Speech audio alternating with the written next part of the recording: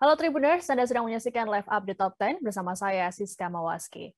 Seperti biasa, kami akan menyajikan 10 informasi menarik yang tengah menjadi sorotan. Langsung saja kita jelang Live Update Top 10 selengkapnya. Kita ke informasi pertama Tribuners. Penyidik Komisi Pemberantasan Korupsi atau KPK kembali melakukan operasi tangkap tangan atau OTT terhadap kepala daerah. Kali ini menimpa Bupati Penajam Pasir Utara, Kalimantan Timur, Abdul Ghafur Masud. Abdul Ghafur ditangkap oleh penyidik KPK saat tengah berada di sebuah mal di Jakarta bersama dengan 6 orang lainnya pada Rabu 12 Januari sore.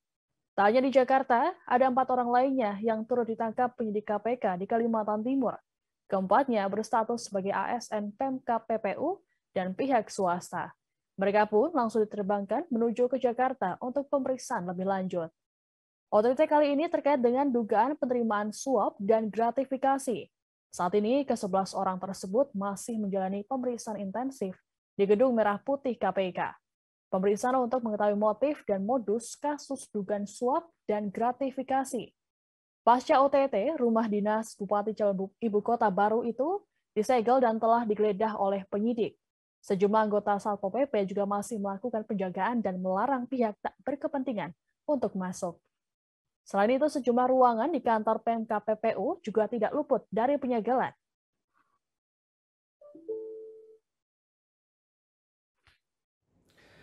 Berdasarkan informasi yang kami peroleh, benar bahwa KPK telah melakukan kegiatan tangkap tangan di Jakarta dan juga di Kalimantan Timur terkait dengan adanya dugaan tindak pidana korupsi, yaitu pemberian dan penerimaan hadiah atau janji kepada salah satu penyelenggara negara, yaitu kepala daerah di Kabupaten Penajam Pasir Utara, Kalimantan Timur.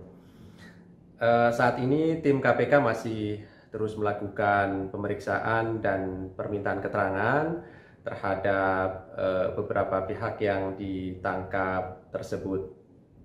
Tentu kami masih memiliki waktu maksimal 24 jam untuk menentukan sikap terhadap hasil pemeriksaan dan permintaan keterangan terhadap pihak-pihak yang ditangkap tersebut, sehingga apakah nantinya dapat disimpulkan benar ada peristiwa pidana korupsi dan ditemukan pihak yang bisa dipertanggungjawabkan secara hukum. Tentu setelahnya kami akan sampaikan secara utuh dan lengkap rangkaian kegiatan tangkap tangan ini kepada masyarakat setelah kami memastikan seluruh pemeriksaan telah selesai dilakukan.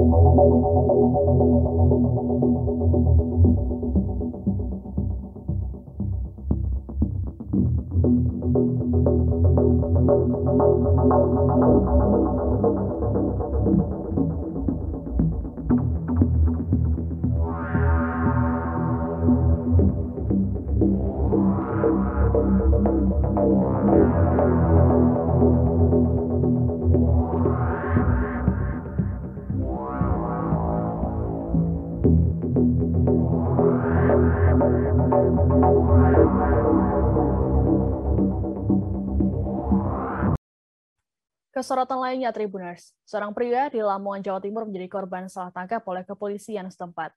Peristiwa ini bermula saat pria bernama Andrianto itu tengah membawa jenazah anaknya dari sebuah rumah sakit di Surabaya pada 28 Desember 2021 lalu.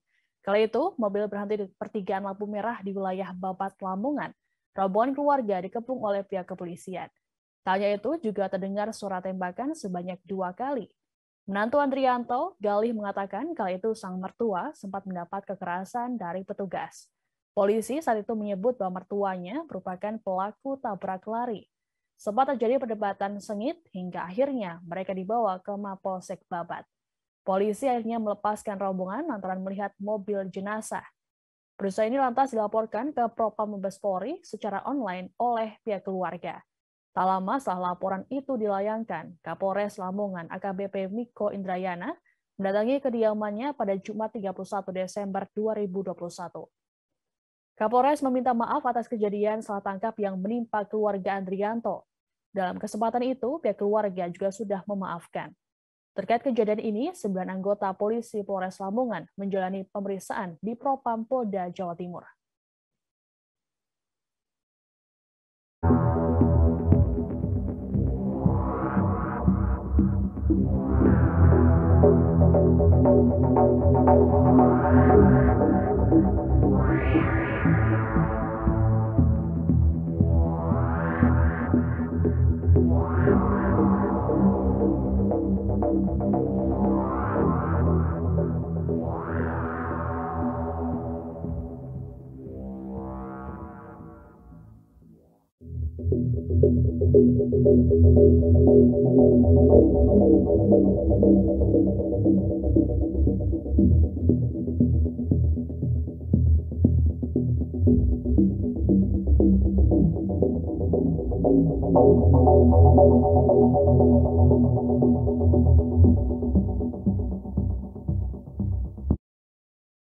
Lantaran dinilai terlalu mirip dengan seragam Polri, sehingga sudah dibedakan oleh masyarakat, Mabes Polri berencana mengganti warna seragam Satpam. Saat ini tengah dilakukan pengkajian perubahan warna coklat menjadi krem. Kepala Biro Penerangan Masyarakat atau Karopenmas Divisi Humas Polri, Brigjen Pol Ahmad Ramadan mengatakan bahwa Satpam merupakan profesi baru sebagai pengemban fungsi kepolisian terbatas, sehingga perlu memiliki identitas sendiri yang berbeda dengan Polri selaku pembinanya. Terkait seragam itu, Ramadan mengatakan nantinya akan dipastikan pada momentum Hari Ulang Tahun atau HUT Satpam pada 31 Januari mendatang. Pemberlakuan penggunaan seragam baru Satpam nantinya tetap setelah semua proses pengkajian selesai. Polri memastikan bahwa yang berubah hanyalah atasannya saja, sedangkan untuk warna bawahannya akan tetap sama. Terkait dengan pengadaan, Polri menyatakan tak akan mengintervensi pengadaan seragam baru untuk Satpam.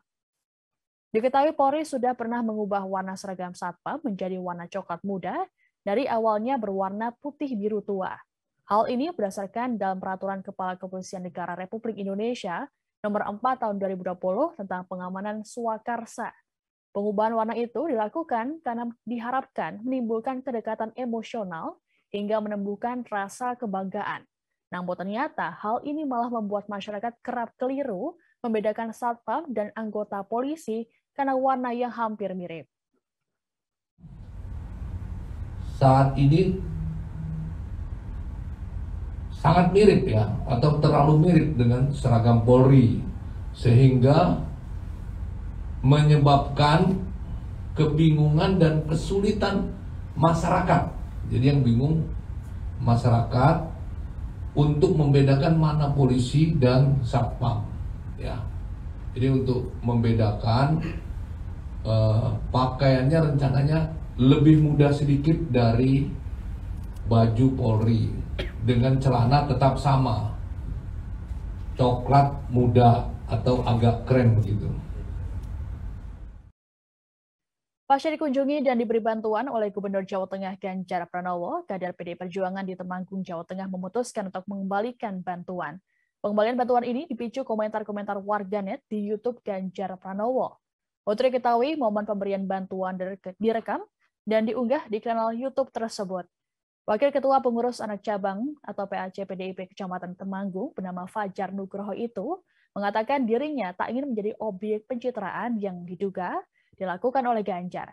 Unggahan di YouTube tersebut membuat banyak bermunculan komentar miring tentang kemiskinan kader partai. Fajar menilai bahwa hal itu telah mencoreng nama baik partainya. Ia menuturkan di partainya setiap masalah kemiskinan selalu diselesaikan secara gotong royong dan tak perlu diekspos. Pria tersebut mengaku merasa tak enak dengan sesama kader karena seolah-olah mereka tidak memperhatikan dirinya. Sejumlah bantuan tersebut kemudian dikembalikan melalui kelurahan setempat. Pasalnya, ia tidak tahu prosedur pengembalian barang-barang tersebut. Sementara itu, Ganjar hingga kini belum tahu secara pasti alasan Fajar mengembalikan bantuannya. Namun Ganjar mengaku tidak mempermasalahkan keputusan Fajar dan mempersilahkan jika ingin mengembalikan bantuan tersebut. Ganjar sendiri diketahui menyambangi kediaman Fajar Nugroho di Dusun Mungseng, Desa Kemantenan Sari, Kecamatan Temanggung, Kabupaten Temanggung, Jawa Tengah pada Minggu 10 Januari lalu. Kedatangannya karena ia mendengar bahwa kader PDIP tersebut hidup serba kekurangan.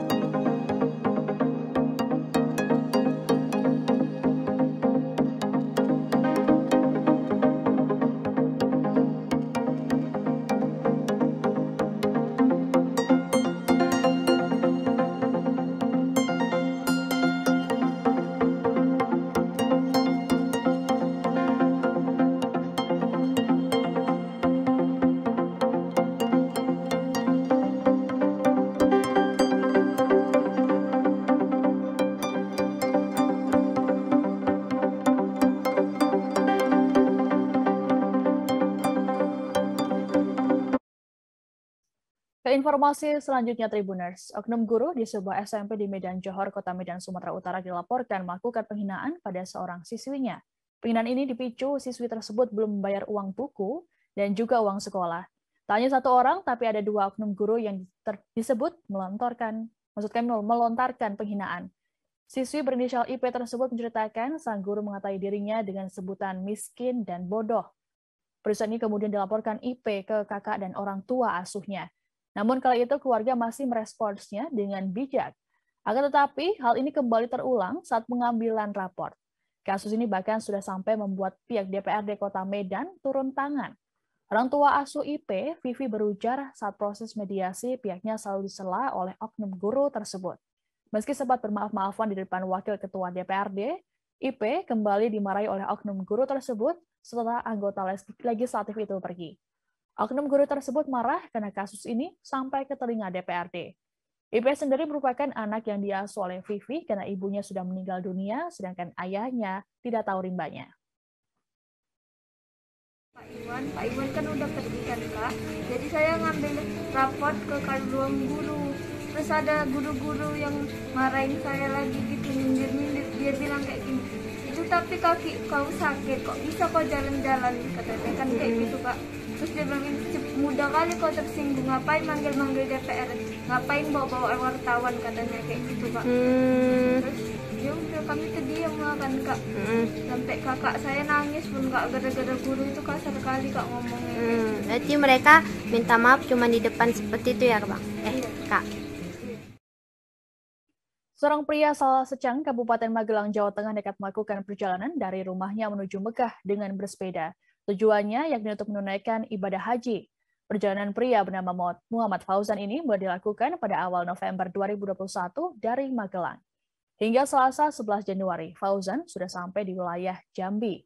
Fauzan menempuh perjalanan seorang diri dengan mengayuh sepedanya. Sebagai bekal perjalanannya, Fauzan membawa pakaian, alat masak, tenda, dan peralatan untuk sepedanya. Fauzan mengaku selama 2 bulan perjalanannya, ia juga menemui sejumlah kendala, seperti ban bocor dan juga mengalami sakit.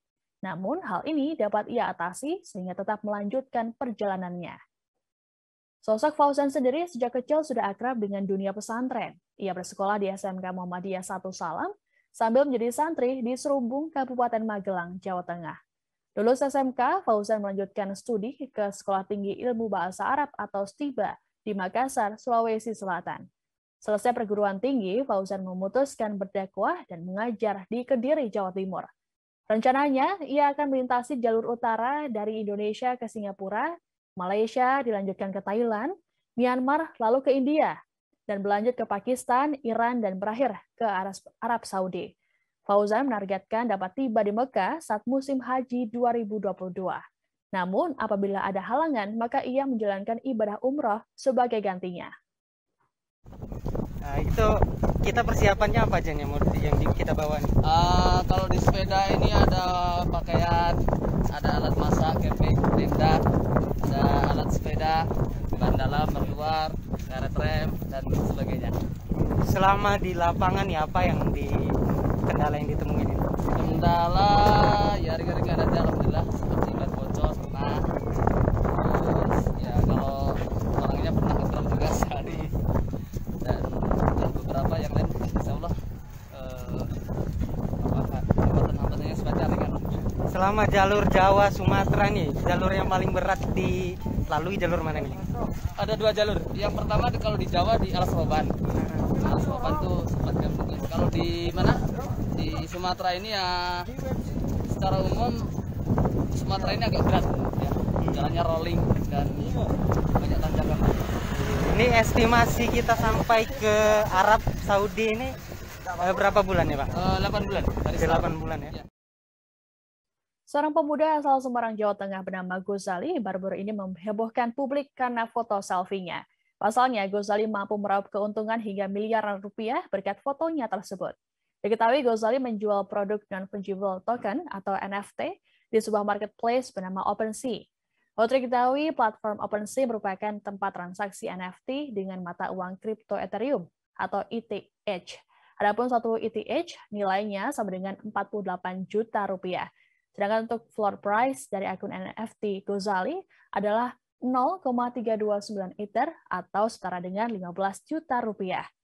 Selain itu, aset NFT sendiri banyak jenisnya, mulai dari karya tulisan, musik, gambar, dan lainnya yang dinilai unik.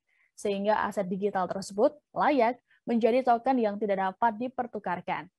Tak hanya puluhan foto, Ghazali menjual ribuan lebih fotonya ke marketplace tersebut. Hal ini tak terlepas dari kebiasaan selfie-nya selama 5 tahun terakhir. Pria berusia 22 tahun itu menamai koleksi miliknya dengan sebutan Ghazali Everyday. Melalui akun Twitter-nya @Ghazali_Ghazalo, ia menjelaskan awal mula tujuannya mengambil foto selfie setiap hari sejak usia 18 tahun. Ia konsisten mengambil foto selfie di depan komputer dengan ekspresi yang datar. Ghazali mengatakan setiap selfie memiliki cerita di baliknya. Awalnya ia berniat untuk membuat sebuah video kompilasi fotonya yang ia unggah di YouTube pribadinya. Namun akhirnya ia memutuskan untuk menjual foto selfie-nya dalam bentuk NFT. Tercatat pada Kamis 13 Januari, Ghazali Everyday sudah mencatatkan volume perdagangan sebesar 258 ETH atau sekitar 12 miliar rupiah. Produk foto milik Ghazali pun sudah tersebar di berbagai platform media sosial, khususnya Twitter. Bahkan juri master chef Indonesia Arnold Purnomo atau yang lebih dikenal dengan Chef Arnold membeli produk foto Ghazali.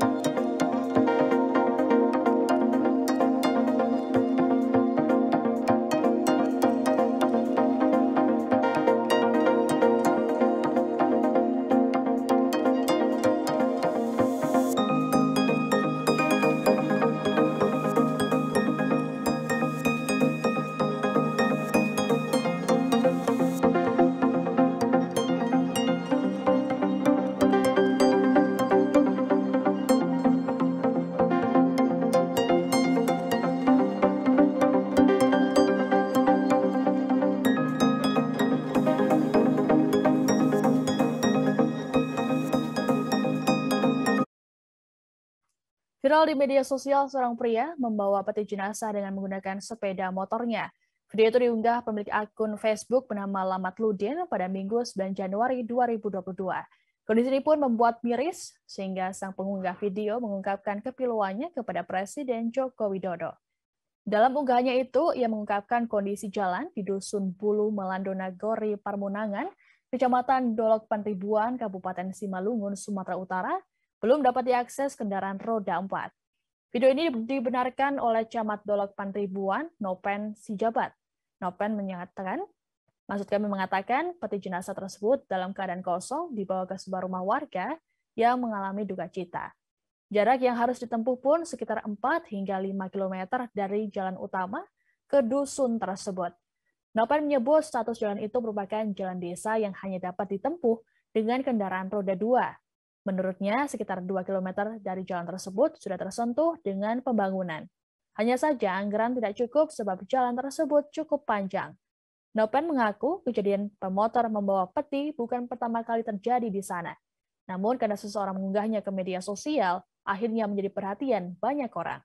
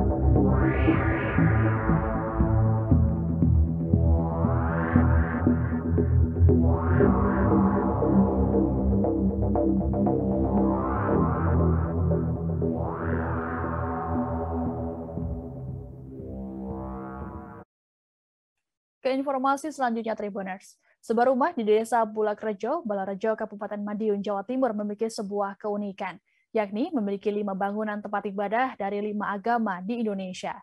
Rumah tersebut pun dibuka untuk umum dan dijadikan sebagai tempat wisata religi. Diketahui pemilik rumah tersebut adalah almarhum Kyai Ali Mursyid.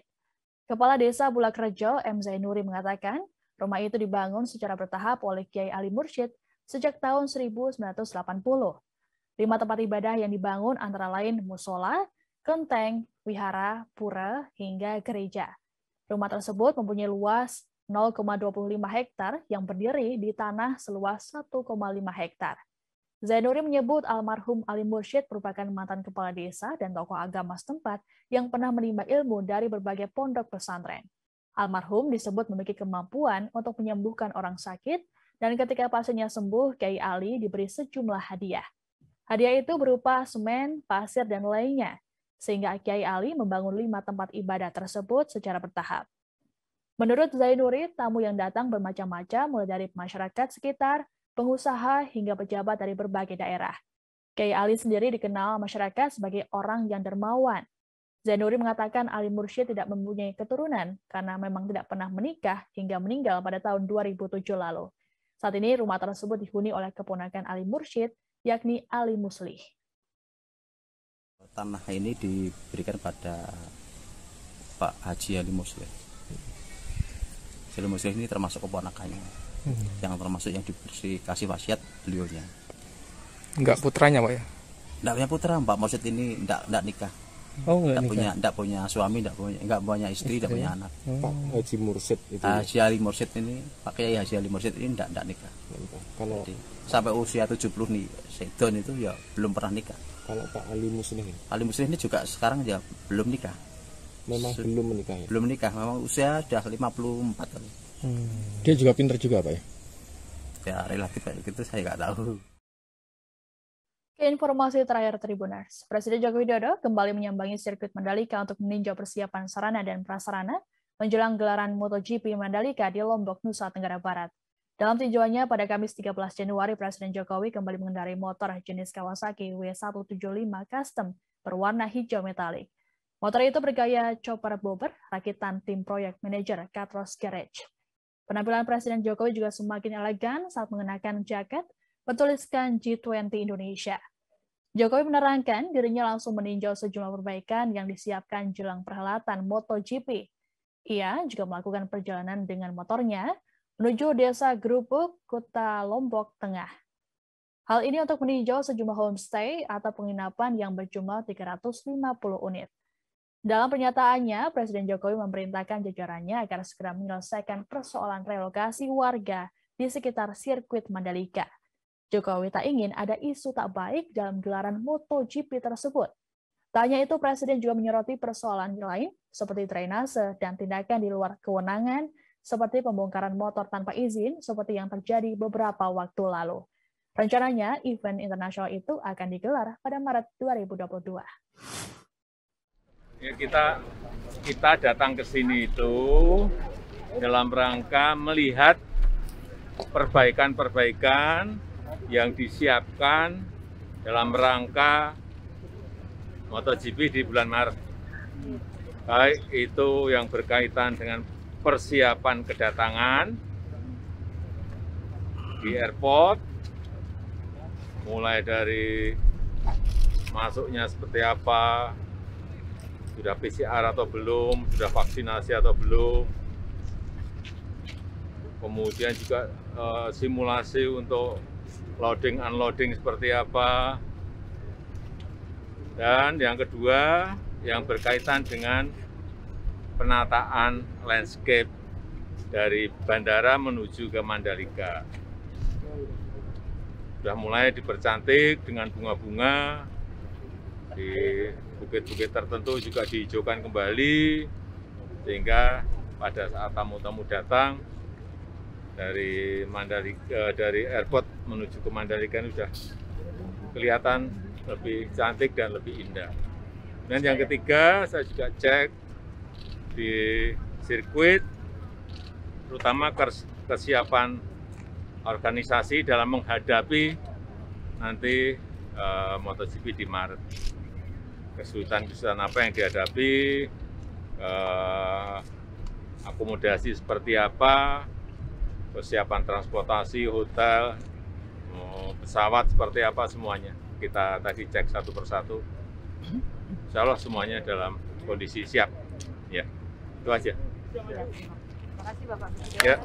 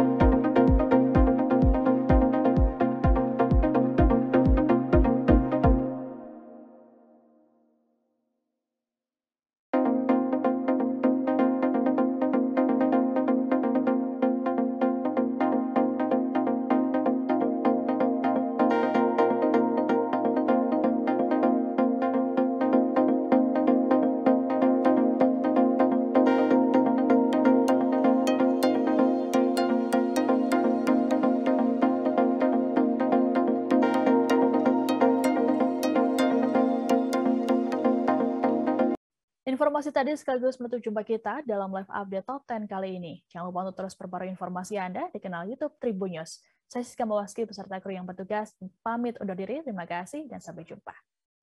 Jangan lupa like, subscribe, dan share ya.